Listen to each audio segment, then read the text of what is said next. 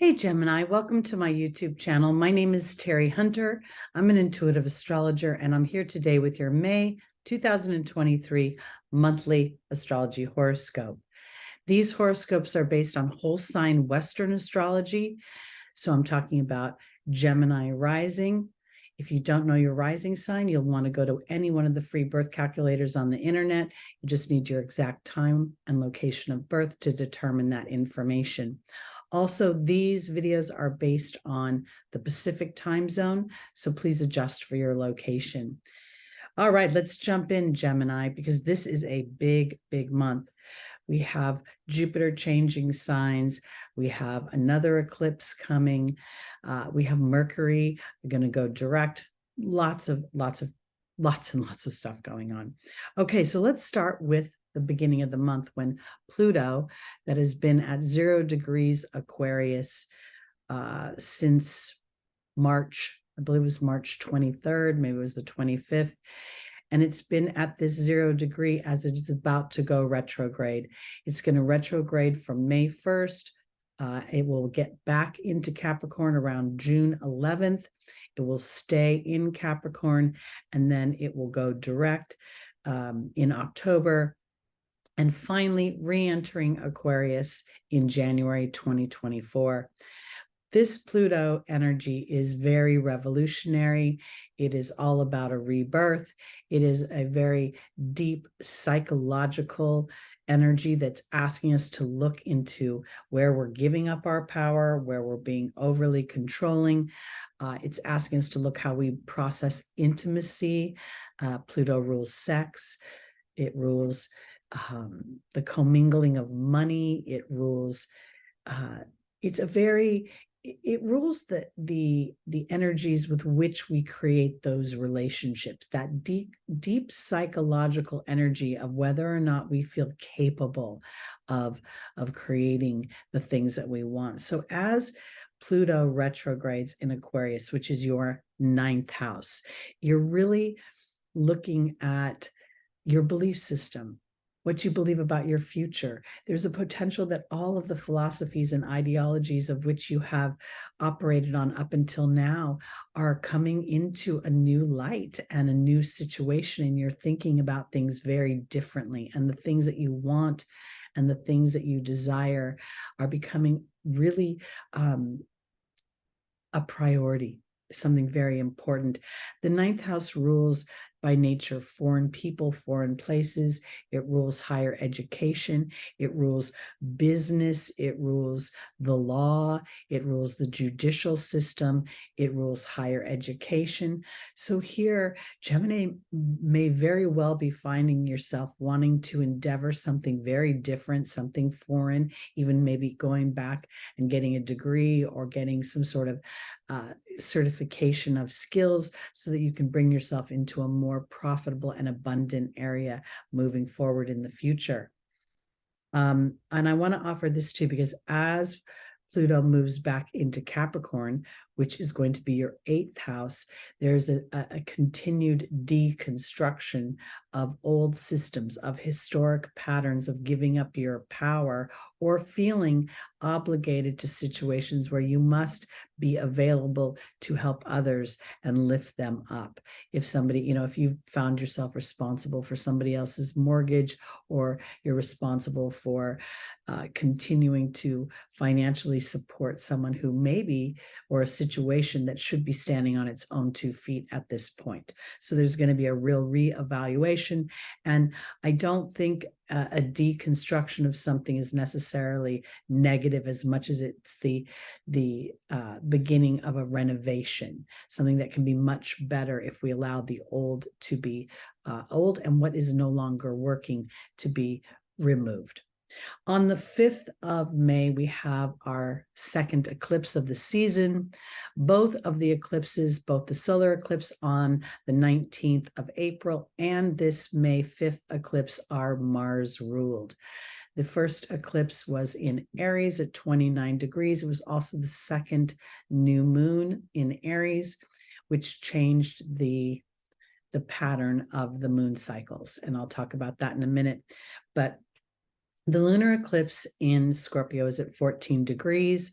This is in your sixth house of service, of work, of health, of pets. And this eclipse axis, the Scorpio Taurus axis, has been going on for quite some time. So you've been experiencing, I think this will be the fourth eclipse on this axis. And it's really asking you to dig deep into your work sector. Are the things that you're doing, is the company you're working with, are the things that you may be endeavoring, if you're an entrepreneur and you work for yourself, are you somehow caught in a loop of having to continually produce, and it's becoming not quite as much fun? Or you're now looking for a chapter where I'm enjoying my work more, I'm enjoying what I'm producing, I'm sort of wanting to demand an elevated experience in my way of being of service, so that my work life represents prosperity in a way that isn't just financial, but it's also given me plenty of time to enjoy my social activities and the things that Gemini find so much fun. This eclipse is, while we are experiencing this eclipse, so the lunar eclipse is an opposition between the sun and the moon. It is the brightest phase of the moon. And during this eclipse, the sun in Taurus is going to be conjunct Uranus. Now, Taurus is your 12th house. And this 12th house, let me just check, make sure I'm right. Yes, Taurus is your 12th house. I should know that. I was just talking about Scorpio being your 6th house. But I say that because this is where hidden patterns are, where unconscious patterns that we have brought in from lifetime to lifetime can reside. And I believe that as the sun and Uranus come together, and Uranus has been traversing this house for you for quite some time, allowing you to break up old obligations of duty, or where you may feel you're not being seen because you're very much providing for others. I feel as if there is a sense of family history, or your soul's history, that has been up for renovation for quite some time. And now, as you trust a little bit more that your hopes, your desires, the 12th house by nature is a very creative house. Yes, it is a house where we escape the darkness of the world, where we spend time alone, where we put people when they don't quite fit into society, we put them and store them away, like in mental hospitals or in orphanages and foster homes and things like that. But here, I think this lunar eclipse is going to illuminate where you can allow your sun to shine, where you can allow yourself to be more bright in your own hopes and dreams and what you want to birth in the way of your creativity. So this eclipse, and with the sun being in your 12th house, it could illuminate something very much in your 6th house, and allowing yourself to shift how you are processing your work life could very much improve your health status in the way of stress, allowing you a sense of more ease and more sitting in the driver's seat of your own life. And I say that because at the same time we have the eclipse, we have Venus in Gemini making a square to Neptune in Pisces. And Pisces is your 10th house Gemini. So this is an opportunity to truly look at your own skills.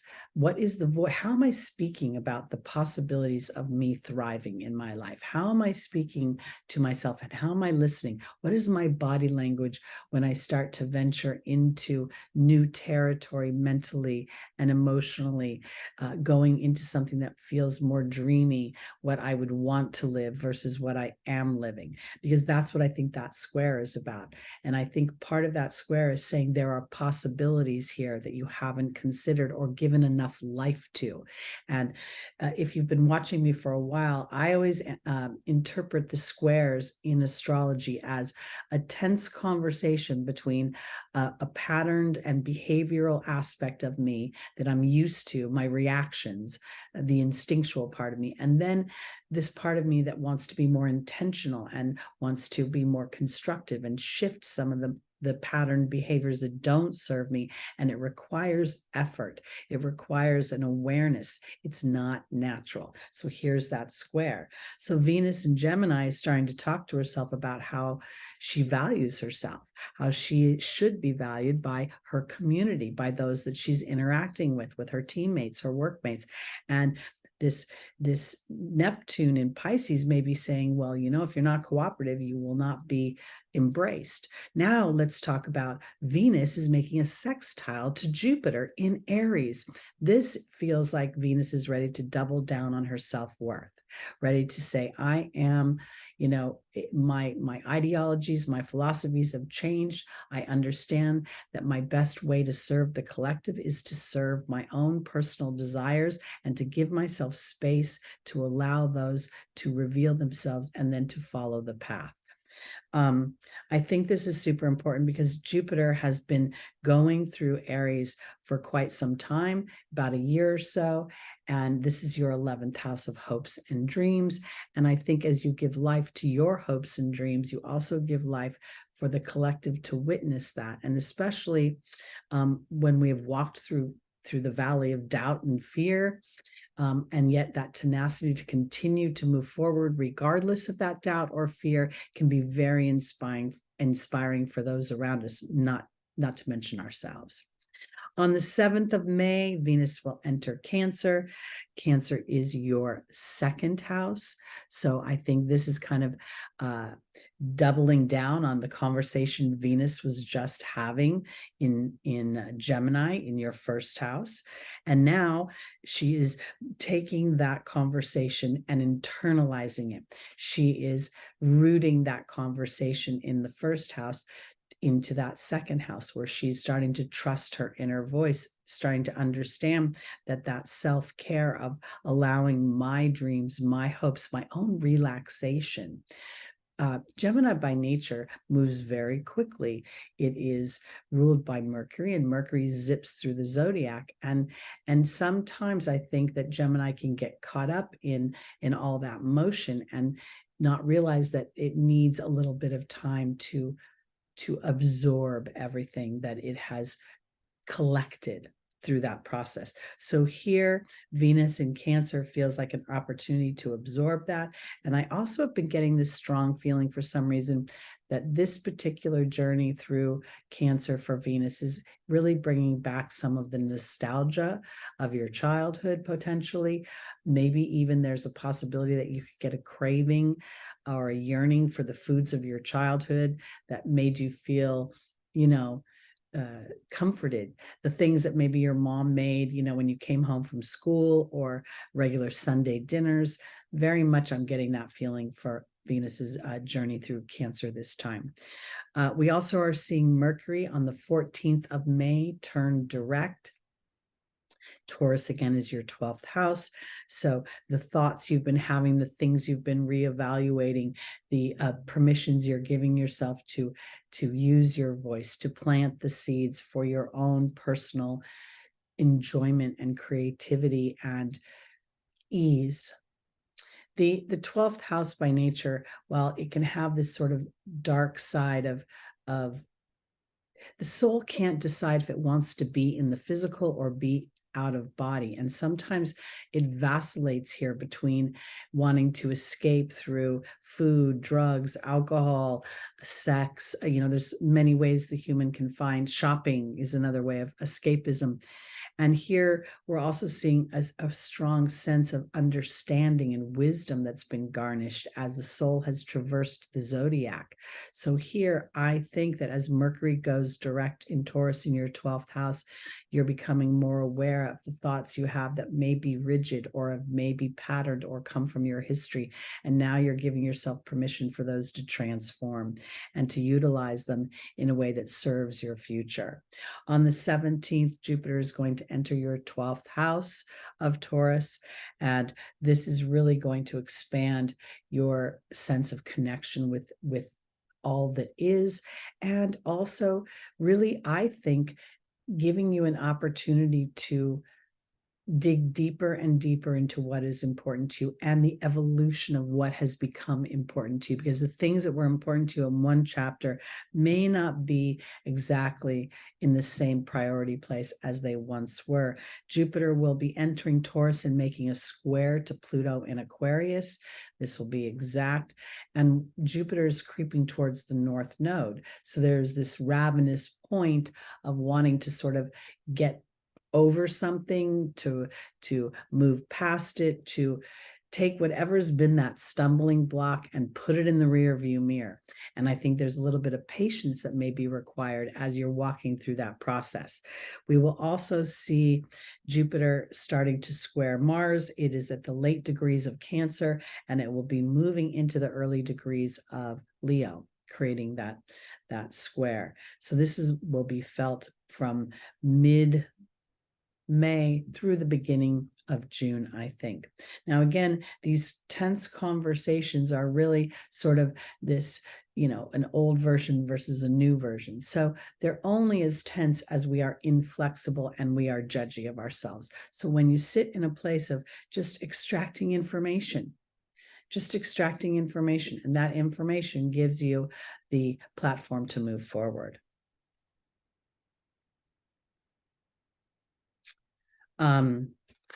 Next on the agenda, we have a new moon. The new moon is in Taurus. So much is going on in the energy of Taurus and Aries as well, but we're really starting to see the planets creeping into this energy of Taurus, meaning how do I process my ability to create resources that make me feel secure? How do I really process my possessions? Do they identify me? I remember one time somebody literally commenting on a material thing that I had and how that represented a certain amount of my success. And I had never really perceived it that way because my viewpoint is a little bit different. But here, I think that Gemini is really going to start to, in this new moon, take a moment to say, how am I processing my own evolution? And am I giving enough credit for it? Am I giving enough weight to it? Am I really allowing myself this sort of pat on the back of evolution to old and ancestral patterns that have affected me? I watch a lot of history, and Taurus rules history. And when you watch things like Finding Your Roots or ancestral-based shows, you'll see that hundreds of years ago, your ancestors will be interested in the same types of things you have been. So, for instance, oftentimes when there's a teaching energy for the person who is checking out their ancestry, they'll find an ancestor that was into the teaching profession. My point of this story is that I believe the new moon is going to illuminate some things that are both crutches and platforms for moving forward. And it's up to Gemini to decide which part of the road you're going to follow, what perception you're going to have, if you're going to still anchor yourself into something old, or if you're going to give life to the new. The new moon is making a trine. The new moon is at 28 degrees Taurus, so it's just really at that very end of the sign, and it's making a trine to Pluto retrograde in 0 degrees Aquarius. So I feel as if this is an opportunity for that epiphany, that sudden awareness, that liberation from something through a new thought. The new moon is also sextiling Mars at 29 degrees Cancer. So this is really feeling brave about my emotions. I also want to offer that when Mars was going through Gemini's first house for 7 months, it was giving you a real opportunity to be brave in how you express yourself and how you interact with your neighborhood, your siblings, your cousins. Do I take a diminished position? Do I take an overly dominant position? Am I allowing my own individuality, my view of myself? Am I overly caring for my children, inadvertently, leaving them dependent upon me and enslaving myself to them in some way? Because we also have the new moon making a sextile to Neptune in Pisces. And all of this is playing out in a very favorable way for you to have this sort of perception that allows yourself to take what has been and really evaluate whether or not it is truly supporting where you want to go. I really think that this Mercury retrograde that we've been experiencing and that is now moving direct, because it was conceived with the moon in an exact conjunction at 15 degrees Taurus, which is the Gemini degree, it makes me feel as if it was about my emotional body. How am I nurturing myself in relation to the story I have already lived on this planet? And if that story I've already lived on this planet is really not serving my true happiness, then this is an opportunity to use that as a piece of information so I can move my focus over here. I say all this because we have on the 20th, we have a grand fixed cross that's starting to create an influence that's going to go through the end of the month as well. As Mars enters Leo, it will be making an exact opposition to Pluto in Aquarius, and these two planets will be squaring the nodes. This is very powerful because we're also seeing Jupiter creeping up on the North Node in Taurus in your 12th house. So I feel like we're going to feel this very strongly. This is going to play again to the ideas that were brought up during the solar eclipse in April 19th. The Mars rules both the solar eclipse in April and it rules the lunar eclipse in Scorpio. So to me, there's a real call to honesty, bravery, and the bravery is not just going into a dangerous situation, but to be brave enough to look at how I am co-creating any situations in my life that are disruptive. And here I have an opportunity, rather than to judge or to place blame or even to feel victimized by it, to rise like the phoenix above it. And that's what the opposition is. Because I really think that Pluto and Mars are cooperative when they co-rule Scorpio. There's not tension. They're actually quite tight fellows, co-creators here. And here they're looking at the psychology of how we create on this earth, where we feel powerful and where we inadvertently give up our power. So I think that's really important. I also think that as we get to the 24th of May, it's going to be kind of emotional. Jupiter will be closer and closer to that North Node. So the wanting to stretch for that new experience is going to become more and more forceful, more feelings of impatience with the old and really wanting to birth that new. And I think it's important to be gentle with yourself, because Gemini can constantly go back and forth and evaluate things in a way that can start to make your head spin. And I feel like instead of evaluating, it's about claiming and making an intention. And that intention is the platform for the movement forward. On the 21st, Mars will officially enter Leo and the Sun will enter your house. Happy birthday, Gemini. And on the 31st, this was just something that hit me rather kind of big, was the South Node making a conjunction to the moon. We've seen this happening once a month. I'm not going to say it hasn't, because the moon obviously jumbles around every month. But here, for some reason, I felt like this was very emotional. It's almost as if this month is illuminating in a way that is bringing forth a real opportunity to identify a history that is absolutely true, a history that you have experienced, but now as an individual soul traversing this planet, will you take that history into your future, or will you let that history be where it belongs, in the rear view mirror, where when you need it as a point of reference, it's so that you can move your story forward versus trying to drive through the rear view mirror. So this is a very, very powerful month. Again, we're seeing Jupiter change signs. We're at the very end of the nodal structure in the Taurus-Scorpio axis. In no short order, we'll be feeling a new energy there.